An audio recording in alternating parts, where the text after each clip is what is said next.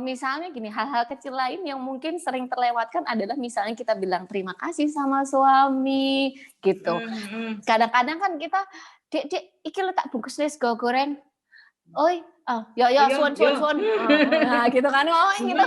Ya nggak gitu dong, mau tidur itu dikasih omongan yang manis, kamu tadi aku udah dibawain nasi goreng, makasih ya, misalnya kayak gitu. Jadi ciptakan hal-hal yang indah yang membuat suami kita itu juga happy, nyaman dengan kita gitu. Termasuk itu juga berlaku untuk anak-anak loh ya.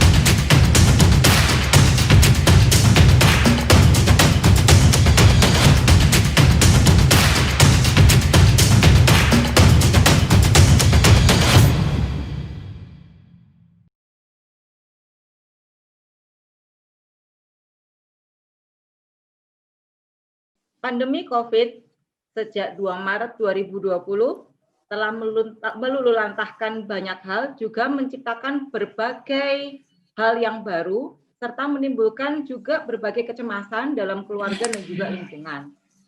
Hari ini tentunya tanpa berlama-lama saya akan kembali bersama dengan salah satu tokoh yang luar biasa. Kali ini saya berbincang dengan sosok wanita yang tidak mungkin dikenal oleh seluruh masyarakat di Jawa Timur, terutama kota Surabaya. Tiada lain tiada bukan Mbak Ivo Ananda. Halo, Adi Cece Sandra. Selamat pagi, siang, dan sore Bu, karena saya selalu bertemu Ibu ya Bu ya. Betul, pagi, siang, sore kita selalu bertemu ya Ibu Sandra. Saya panggil Ibu Sandra, Cece Sandra, atau kakak? Atau kita sama-sama memanggil kakak? Aduh, kakak saja. Ya, karena okay, ini baik, kalau kakak. nanti kalau supaya nggak melanggar ini saya harus menyebut kakak aja ya Bu ya. Nanti biar jadinya nggak susah Bu. Ya kan? Let's go kakak. Yes. Oke, baiklah.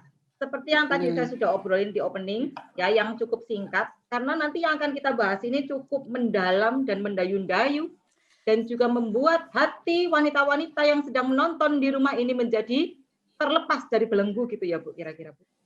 Nah, oke, hari ini Mbak Ivo kita akan sama-sama ngobrol tentang peran sosok seorang wanita, karena kan di menjelang ulang tahun kita yang ke-31 ini Mbak, kita membuat sebuah tema yang cukup sangat relate lah ya dengan kondisi saat ini, terutama yang dihadapi oleh para wanita pada umumnya.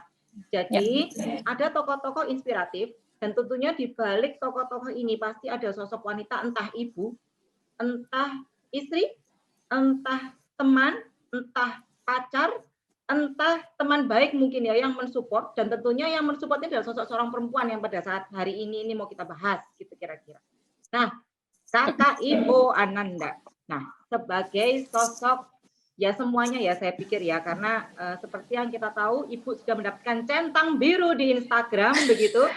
Jadi sepertinya influencer daripada sosok seorang Ivo Ananda ini sangat dibutuhkan oleh masyarakat Surabaya tentunya, Bu. Jadi hari ini saya sungguh berarti sepertinya ya centang biru sungguh ini ya. berarti centang biru itu Bu. Padahal cuma tinggal di spidol biru doang aja loh kalau belum ada.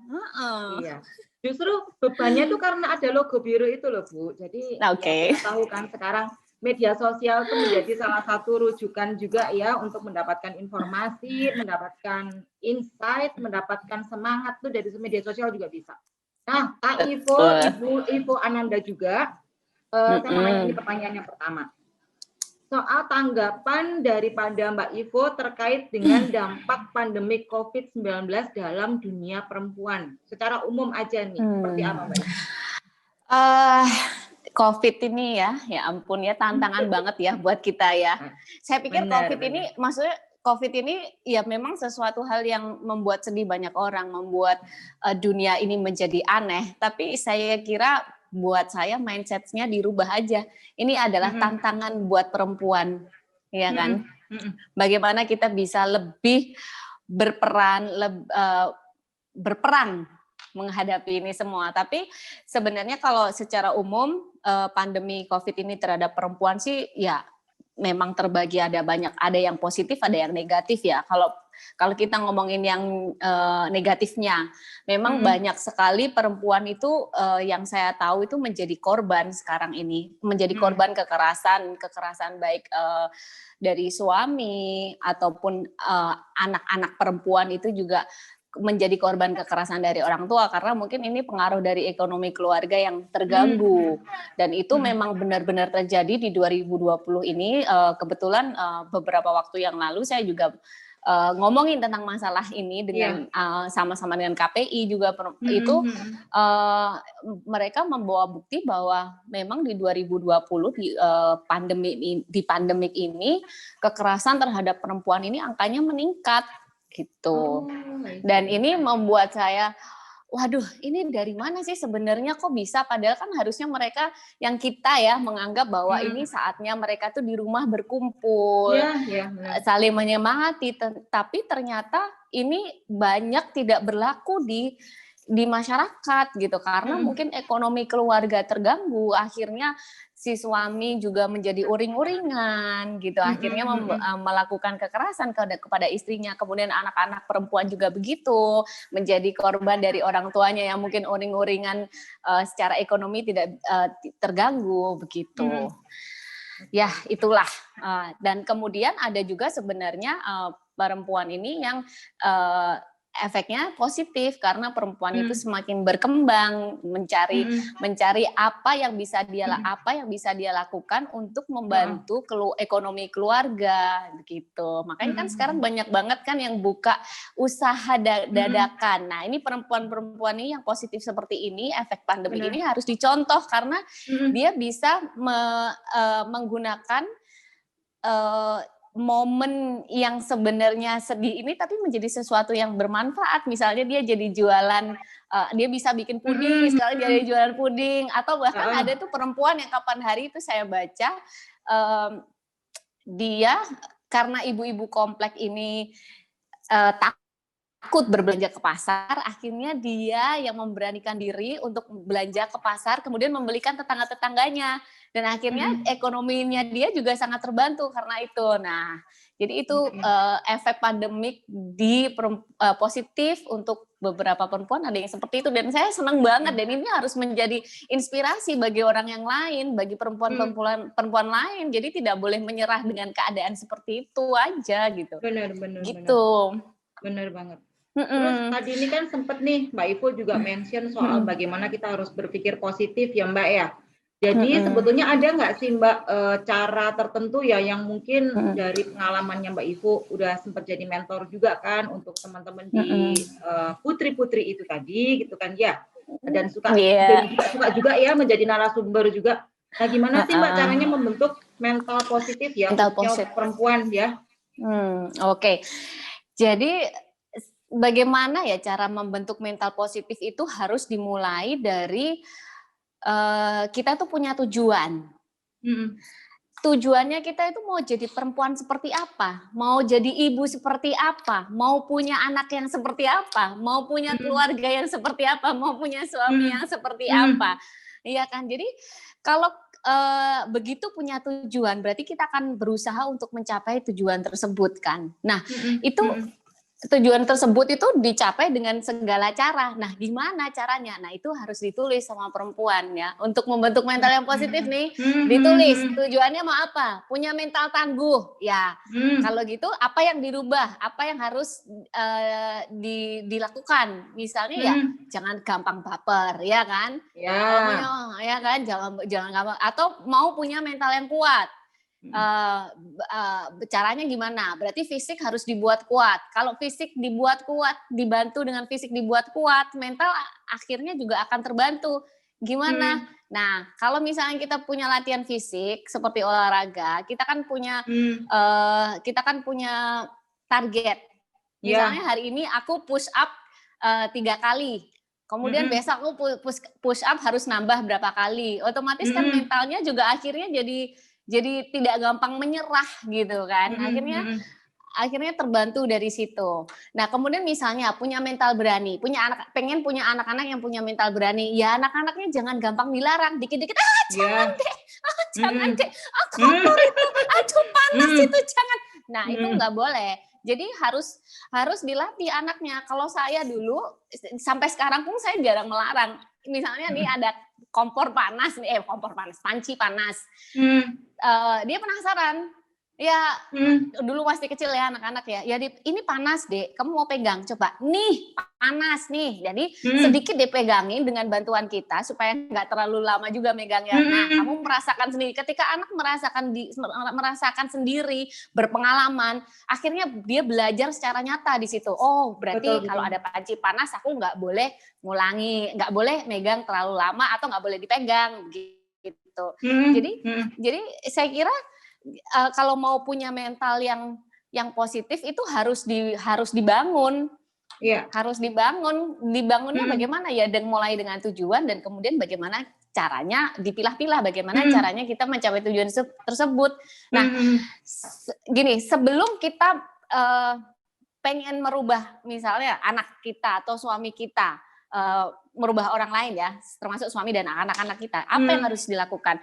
Ya kita harus merubah diri dulu, merubah diri sendiri dulu. Karena dalam proses kita memperbaiki diri sendiri, kita itu akan banyak belajar dan pelajaran itu yang akan membantu kita untuk membantu orang lain dalam keluarga berubah gitu.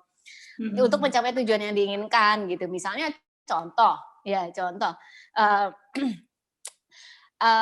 nggak mau anak ngomong kasar, ya kan? Contohnya nih, tapi kitanya sendiri ternyata kalau marah-marah secara nggak sengaja ngomongnya kasar, ya berarti kan itu kan akan ditiru sama anak kita menjadi contoh, ya kan? Makanya kalau kita nggak mau anak seperti itu, ya kita harus puasa dulu, harus menghilangkan itu dulu yang jelek-jelek gitu. Jadi ambiar dong kalau misalnya kita menuntut orang lain lebih baik, tapi kitanya sendiri tidak berubah. Ya saya pikir harus merubah diri sendiri, itu kuncinya gitu loh. Termasuk misalnya cara berpikir kita itu juga harus dirubah gitu. Jadi kalau misalnya cara berpikir kita itu sempit dalam menyelesaikan permasalahan, ya kita akan memperlakukan cara yang sama ke anak-anak kita, padahal kita tuh pengennya anaknya sukses, kan nggak bisa begitu. Jadi kita harus membuka telinga, membuka pikiran. Jadi akhirnya anak juga akan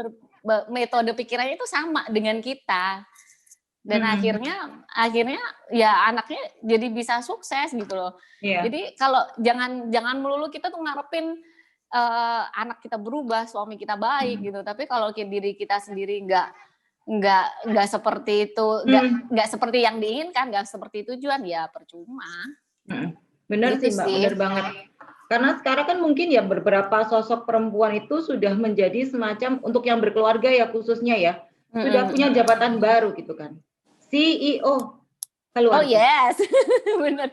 Jadi yang saya tulis di pertanyaan itu kayaknya benar banget gitu ya Mbak ya. Udah kayak dulu mah tuh udah kayak war room gitu kan. Ya biasanya kita war room tuh bisa di kantor ya kan, bisa di tempat kerja, mungkin sekarang pindah ke rumah.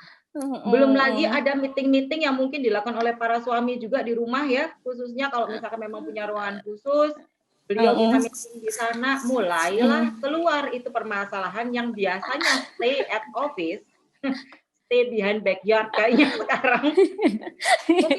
Mungkin beberapa akan mengalami, dan juga sekarang pastinya tentunya ada ya pengalaman semacam itu juga di antara kita semua, khususnya yang perempuan.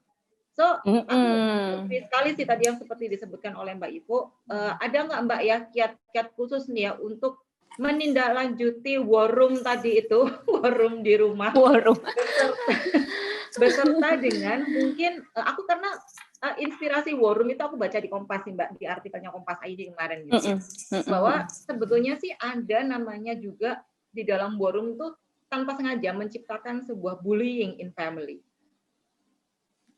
Lah, udah bilang bullying in family itu nggak sadar kita lakukan, entah ke anak, entah ke suami, yang akhirnya itu merujuk kepada sebuah insecurity-nya diri sendiri gitu. Oh, Bahwa, betul. aduh ternyata aku ini istri yang tidak cukup baik untuk suami gue gitu kan ya. Nah, Oh, ternyata aku ini bukan mamah yang baik, dan and then they are going to frustrated gitu kan, mulai frustasi, mencari celah. Nah, ini gimana Mbak Ivo, ada kiatnya nggak? Nah itu kalau yang berhubungan dengan yang Mbak Sandra bilang tadi itu aku sangat tidak setuju. Jadi memberikan label kepada diri kita sendiri atau kepada suami atau kepada anak itu akan menjadi limiting belief. Jadi gini, misalnya nih ya, ini contoh dengan aku sendiri. Oh, aku tuh orangnya nggak pede. Nah, ketika kita ngomong begitu, ketika kita balik sendiri ke kita ngomong ya, ngatain itu diri balik ke sendiri kita. ya kan? Enggak, kita akan mempercayai bahwa kita itu tidak pede. Padahal kan enggak. Padahal kita itu belum mencoba. Jadi kita nggak boleh ngomong seperti itu, memberikan label kepada kita sendiri atau kepada anak atau kepada suami. Termasuk seperti ini nih, yang dulu aku I was like this gini. Aduh, Ayrton ini ya dibilangin jangan dibuang-buang, Ayrton mesti males deh kalau disuruh berenang. Nah, aku memberikan label males kepada anakku. Dan ketika anakku dengar, dia akan mempercayai bahwa seumur hidup dia akan males membersihkan mainan yang baru saja yang dipakai gitu. Akhirnya dia akan besok-besoknya ya dia akan mempercayai hal itu, labelnya akan begitu. Jadi udah aku nggak mau melakukan seperti itu karena labelku sudah begitu. Nah, itu nggak boleh seperti itu, ya kan? Jadi baik itu berlaku pada diri kita sendiri gitu. Nggak boleh kita itu ngomong, oh, aduh aku tuh nggak bisa masak. Itu nggak boleh kita ngomong begitu. Kita belum mencoba. Segala cara itu bisa kita lakukan, ya kan? Sekarang itu banyak jalan, tinggal buka YouTube, Cookpad, apalah aplikasi itu banyak banget gitu. Saya yang nggak bisa masak. Bener sih Mbak Ivo. Sorry aku potong, tapi memang benar sih. Aku setuju banget kalau misalkan ya kita udah berpikir bahwasannya gitu dari awal. Gue nggak mungkin bisa. Gitu. Aku nggak mungkin bisa. Dirimu juga nggak mungkin bisa. Ini kita semua tidak bisa dalam kondisi ini. Iya, stuck pasti kan, hitungannya kan, stuck on the right place. Nah, itu sebetulnya ya stigma di dalam pikiran kita sendiri toh Mbak ya. Iya, ya kan? itu ya kita sendiri yang bikin. Kita sendiri yang bikin, makanya kita nggak boleh mempercayai melabel diri kita ataupun orang lain kayak gitu. Itu efeknya juga akan panjang gitu. Itu kan lain halnya dengan kalau kita ngomong begini, misalnya dengan anak ya, kita nggak boleh marah, misal kamu malas gitu kayak aku dulu gitu. Tapi kita bisa encourage anak itu, memotivasi anak itu sehingga Ayrton kemarin sudah pintar loh, udah bersihin mainannya sendiri. Hari ini kok belum ya? Kira-kira kapan akan dibersihin? Nah, otomatis dengan ngomong yang seperti itu memotivasi anak. Dia mempercayai bahwa kemarin aku bisa membersihin mainanku, berarti aku hari ini juga bisa. Dan aku tinggal membuat agreement sama mama, tinggal 5 menit lagi, 10 menit lagi aku melakukan membersihkan mainanku gitu. Sama, jadi misalnya kayak suami gitu, sebenarnya kita tuh juga bisa membantu dia untuk keluar dari masalah pelabelan diri itu tadi gitu. Aku gak iso deh atau apa gitu. Iya kan ya gitu. Iya benar sih Mbak. Kadang-kadang memang orang berdekatan dengan orang yang positif itu, kita yang punya orang negatif tuh jadi kayak luntur gitu kan. Karena mungkin berada dalam lingkungan yang circle-nya memang positif gitu kan ya Mbak. Iya. Nah, oke, kita beranjak kepada materi yang agak lebih tadi belum tadi gitu ya. Tadi yang soal tadi yang soal ini materi. Tadi padahal belum dijawab yang soal CEO-nya ini, gimana ini? Iya, soal CEO-nya gimana tuh Mbak? CEO-nya dulu dijawab deh. Gimana sih caranya menjadi CEO keluarga yang paling yang nggak ada metode yang sempurna gitu kan? At least nggak ada. We can learn from someone lah, kayak gitu loh Mbak. Betul. Gini, sebenarnya kalau kita kita sudah melakukan segalanya untuk keluarga, dukungan Mhm. itu pasti akan auto datang, auto datang, Mmm, mhm. auto datang. Jadi kita itu kalau saya ya, pengalaman saya dalam keluarga nih, itu over deliver. Over deliver ke suami, Mhm. ke anak-anak. Ketika kita melakukan over deliver, anak-anak dan Mhm. suami otomatis itu akan, mengembalikannya pada kita. Jadi, Mhm. eee eee, jadi kalau misalnya kita sebelum menilai menilai, suamiku suamiku tuh orangnya tuh nggak mau kalau disuruh bantuin ini itu. Nah, eee, itu dibalikin dulu ke kita. Mmm. Selama ini kitanya sama dia melakukan hal yang sama nggak? Gitu. Mhm. Mhm. Apakah kita juga sering kita tuh bantu dia terus, terus akhirnya terus akhirnya dia, eee, akhirnya karena kita males membantu dia, dia akan melakukan hal yang sama ya toh dengan kita, "Wah aku males Mhm. bantuin Mhm. kamu juga." Tapi kalau kita over deliver, kita membantu suami, anak-anak di-serve segala macam, akhirnya anak-anak akan lebih mempercayai kita, apa-apa tanya ke kita, kemudian, kalau punya permasalahan juga lari ke kita. Begitu pula dengan suami, kita over deliver, sayangnya kita lebih-lebihin Mhm. gitu. Mhm. Mhm. Sebagai sebagai istri, kebutuhan suami harus dipenuhi gitu loh. Misalnya Mhm. mulai dari yang detail-detail kecil-kecil sampai yang besar-besar. Mhm. Detail-detail kecil ini yang penting, yang mungkin mungkin banyak kita Terlewatkan lupakan ya. selama ini, heeh. Jadi misalnya, pulang-pulang misalnya kita nih ibu-ibu nih ya, kondisi sekolah online, sudah pusing, Duateran. nah, sudah pusing, sudah ruwet, Duateran, bener. iya, ruwet ngajarin anak Ruwet. 3 yang kita kan nggak ngerti pelajarannya apa, tapi kita dipaksa untuk menjelaskan kepada anak kita. Gimana kita ribetnya belajar di YouTube dulu. Mhm. Suami terus tiba-tiba datang, tuk tuk tuk tuk tuk tuk tuk, terus udah gitu, "Dek Dek, aku bikinin teh hangat." Terus udah gitu kita menjawabnya gini, aku sih repot ini loh." Begini begitu ya kan. Terus Mmm. kalau gitu, nah itu tuh ya nggak boleh gitu. Kebutuhan suami apa, kita harus penuhi. Ya Mhm. kita tinggalkan dulu anak sebentar untuk bikinin dia, Mhm. bikin suami teh, kemudian kita balik ke anak kita. Jadi semua itu harus kita penuhi sebagai, CEO. CEO tadi, heeh. CEO itu dituntut untuk bisa melakukan apapun, jadi Iya gitu. iya Jadi iya. ketika, kebutuhan-kebutuhan kecil itu kita penuhi, jadi suami juga akan, mementingkan kita gitu loh, memandang kita gitu loh. Nah, termasuk, misalnya gini, hal-hal kecil lain yang mungkin sering terlewatkan adalah misalnya kita bilang terima kasih sama suami, gitu. Mhm. Mhm. Kadang-kadang kan kita, "Dek Dek, iki lho tak bungkus nih sego goreng." "Oi, ya Oh ya, ya, suwun suwun ya. suwun." Nah gitu kan, gitu. Mhm. Ya Mhm. nggak gitu dong. Mau tidur Mhm. itu dikasih omongan yang manis, kamu tadi aku udah dibawain nasi goreng, Mhm. makasih ya." Misalnya kayak gitu. Jadi ciptakan, hal-hal yang indah yang membuat suami kita itu juga happy, Mhm. Mhm. nyaman dengan kita gitu. Mhm. Termasuk itu juga berlaku untuk anak-anak loh ya. Kalau misalnya anak-anak perlu diapresiasi, ya diapresiasi. Misalnya dengan, "Wah Kakak Airton hari ini, hari ini luar biasa ya bisa Mhm. membereskan mainannya sendiri," atau Mhm. misalnya apa yang perlu diapresiasi, diapresiasi gitu loh. Jadi Mhm. jangan pelit bilang selamat, jangan pelit bilang sayang, jangan pelit bilang maaf, jangan pelit bilang terima kasih, Mhm. gitu Mhm. loh. Ya itu yang selama ini tuh mungkin sering, Ke-skip lah ya, suka terlewatkan, ke-skip. terlewatkan. Makanya gimana kita mau mengharapkan, support dari keluarga kalau kitanya sendiri tuh nggak support sama keluarga, Mhm. Mhm. gitu.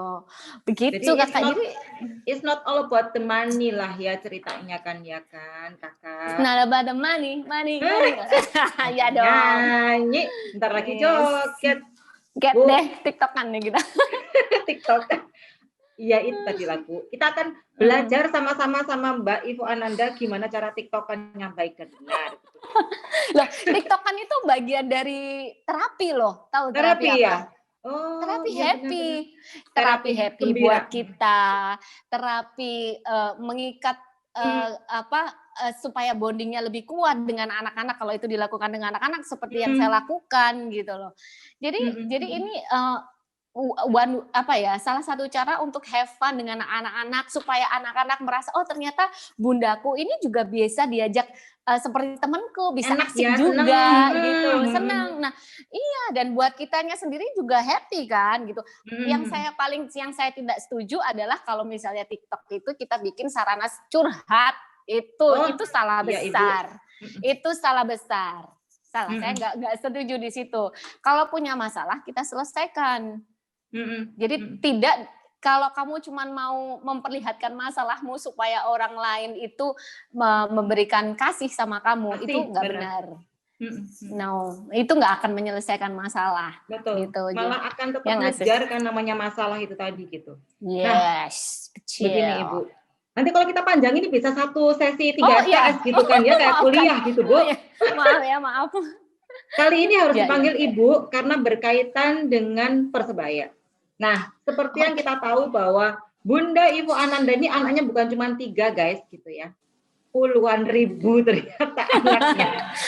Jadi ada selain bonek ada bonita gitu namanya kalau yang belum pada tahu gitu ya, bacot yorek yo gitu kan. Namanya bonita ngomong arek Surabaya gak ngerti. Gak ngerti bonita. Jadi bonita-bonita di luar sana ini harus diwejangani sama bundanya. Nah, sekarang ini saya minta Mbak Ivo memberikan wejangan tentunya untuk kaum bonita di luar sana. Tetap semangat, tetap luar biasa energik. Karena kalau di podium kan kelihatan ya, sekarang supportnya kan nggak terlalu kelihatan tuh Bu ini Bu. Nah gimana ya Bu Pres, kira-kira Bu Pres semangatnya Bu Pres? Karena saya nggak boleh ngomong negatif ini sama Ibu ini ya kan? Ayo. Oke. Kalau di situasi seperti sekarang ini sih sebagai bonita ya, sebagai perempuan, saya yang sebagai keluarga itu tadi ini masih berhubungan sebenarnya. Itu kita ini bukan hanya tonggak ya, tapi setir ya. Setir. Jadi mau dibawa keluarga ini. Jadi keluargamu mau dibawa sehat nggak?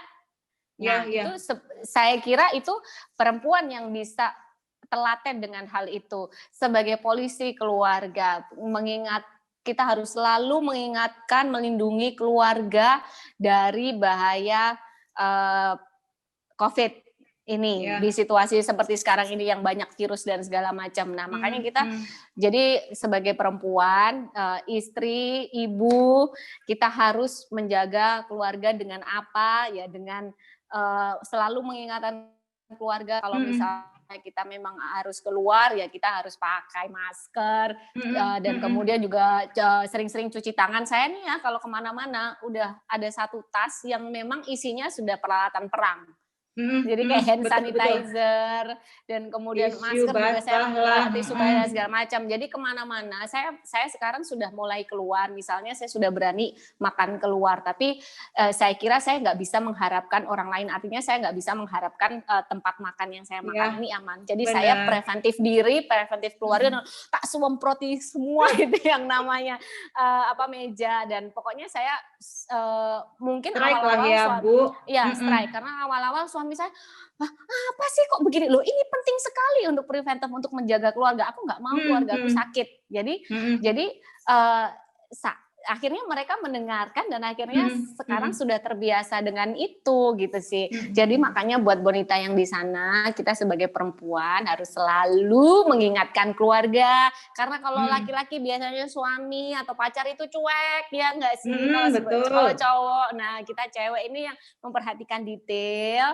Jadi kita harus tetap mengingat itu, apalagi anak-anak mungkin bapaknya bekerja, anak-anak itu banyak di rumah kan, jadi interaksinya sama kita, jadi ya kita yang harus sebagai garda terdepan untuk mengingatkan anak-anak kita. Gugus tugas nomor 1 gitu kan ya. Keluarga dan mungkin tips lagi mungkin ya dari saya lagi nih yang sebagai perempuan kita itu dituntut segala macam tugas itu tadi sebagai CEO keluarga itu apa yang saya pelajari bahwa saya tanya sama diri saya sendiri apa yang saya butuhkan selama ini untuk mengerjakan semua tugas itu. oh ternyata saya butuh energi banyak. Nah, gimana caranya saya dapat energi banyak? Oh, berarti aku harus sehat, harus fit, harus olahraga. Makanya saya rajin olahraga agar dalam Kotos-kotos. yes, kotos-kotos. Kotos-kotos. Betul. Nah, makanya saya rajin kotos-kotos supaya energi saya itu full dalam sehari, saya bisa melakukan semua tugas yang diperlukan. Begitu, termasuk itu ke kantor, termasuk itu tugas di rumah, semua saya libas dengan kekuatan penuh. Lari Begitu. olahraga, Rek, intinya, Rek. Ngerti Iya, gak sih jangan lupa olahraga itu olahraga. loh, ya Iya, toh? betul. Terus juga kita sebagai perempuan itu harus bisa mengenali diri sendiri, dengerin tubuhnya itu mau apa gitu. Benar. Misalnya, ya kan, misalnya Iya. ya itu tadi seperti salah satu kebutuhannya misalnya aku perlu energi. Oh ya udah itu dicari gitu. Kemudian bagaimana memenuhinya. Kemudian aku butuh apa nih? Aku sukanya marah-marah nih ini. Nah, gimana caranya supaya bisa nggak gampang marah? Ya latihan. Misalnya latihan itu kan latihan meredam emosi itu kan banyak banget. Bisa dari meditasi atau bisa dari sebenarnya kalau misalnya di agama Yoga, ya kan? ya yoga, meditasi. Kemudian kalau di Muslim sebenarnya kalau misalnya kita sholat, kita baca Al-Quran itu juga bisa melatih emosi kita gitu loh. Nah, jadi didengarin tubuhnya perlu apa gitu loh. Misalnya biar aku pede gimana? Oh, aku harus nggak malu-maluin. Ya dandan lah, maksudnya ya berpakaianlah rapi, ojo dasteran terus gitu yang compang-camping, enggak. Jadi aku Niro pikir ala-ala tarang heo iku lho, Rek, gitu kan. Iya toh? Imut-imut. Jadi perempuan itu harus menghargai dirinya sendiri. Jangan sebelum kamu menghargai orang lain, kamu harus bisa menghargai dirimu sendiri gitu loh. Ketika kamu menghargai diri sendiri, kamu akan otomatis juga terbiasa bagaimana kamu menghormati dan menghargai orang lain. Nah, gimana cara menghargai diri sendiri? Kalau saya dengan berpakaian yang layak. Saya nggak punya daster compang-camping di rumah lagi. Dulu iya. Karena saya pikir isis enak, adem ya kan, udah gitu nyaman banget. Siapa sih yang lihat, paling juga suami sama anak-anak. Enggak begitu. Itu saya yang dulu. Sekarang aku mau menghargai diriku dengan pakaian yang layak. Nah, dengan baju tidur yang misalnya lucu misalnya, atau yang ya pokoknya yang bagus lah. Nah, itu untungnya apa? Kita nyaman, suami dan anak-anak juga ngelihatnya juga enak. Jadi bojomu iku gak delok wong wis kucel, gawe daster suwek-suwek segala macam itu enggak. Kan kamu kalau misalnya terlihat cantik, suamimu kan seneng kerasan di rumah. Cocok, benar. Termasuk dengan merawat muka misalnya. Jadi atau merapikan rambut misalnya gitu. Jadi saya pikir itu adalah banyak salah satu lah ya caranya Mbak Ivo ya kan? Banyak caranya. Iya, dan itu dalam rangka menghargai diri kita sendiri kok. Kita itu sudah dikasih oleh Allah muka yang bagus, badan yang sehat, harus dirawat gitu kan. Itu juga bagian dari termasuk mensyukuri nikmat Allah kan gitu kan. Benar. Setuju banget sih Mbak Ivo, saya pikir gitu ya. Karena banyak banget pesan yang bisa kita dapatkan pada hari ini dengan sama-sama sharing, sama-sama berpikir positif, sama-sama berpikir bahwa dengan melabelkan diri sendiri A, ya Anda akan jadi A, gitu kan. Dengan melabelkan B, Anda akan menjadi B. Mbak Ivo, terakhir nih Mbak, karena sudah di alarm gitu dari kanan kiri. Mohon Mbak Ivo mengucapkan selamat hari jadi dong untuk Harian Surya. Aku ulang tahun yang ke-31 loh Mbak. Lumayan tuh umurku ya toh. 31. Happy anniversary yang ke-31 buat Harian Surya, buat Ibu Sandra Margareta sebagai salah satu puncak pimpinan di Harian Surya. Semoga Harian Surya semakin sukses dan juga membawa inspirasi untuk masyarakat di Surabaya. Sukses ya kakak, I love you Sarani. Saranghe, Gitu kan ya? ini ciri Masa khasnya begitu? gitu ya kan. Oke. Saya terima kasih banyak Mbak Ivo, kakak sekaligus ibu daripada Persebaya kita tercinta raya. Salam untuk Mas Sama-sama. Asrul Ananda dan juga Endet, Alesi, Erton, semua diselamatin ya. Salam-salam dari Onti tercinta dan seluruh rekan-rekan di Harian Surya. Terima Ya, kasih salam Mbak balik Ivo. ya. Ya, sudah menjadi bagian dari keluarga besar kita juga. Terima kasih sudah sekitar 2-3 tahun ini ya kita berpartner dengan luar biasa. Ya, Inside and betul, out. betul ya. Ditunggu lagi Iya. kehadirannya karena setelah ini saya akan bergeser ke tayangan selanjutnya. Makasih banyak Mbak Ivo sudah bersedia ya diwawancarai yang di antara waktu yang sibuk ini. Salam juga untuk Pak Dahlan Iskan dan Ibu juga ya. Siap, sama-sama. Terima kasih. Baik. Bye. Terima kasih teman-teman sudah mendengarkan acara chit chat saya gitu ya, wawancara singkat saya dengan Mbak Ivo Ananda. Kita akan ketemu di lain kesempatan tentunya dengan tema-tema tentang perempuan yang akan kita bahas berdua nanti. Thank you. Wassalamualaikum warahmatullahi wabarakatuh.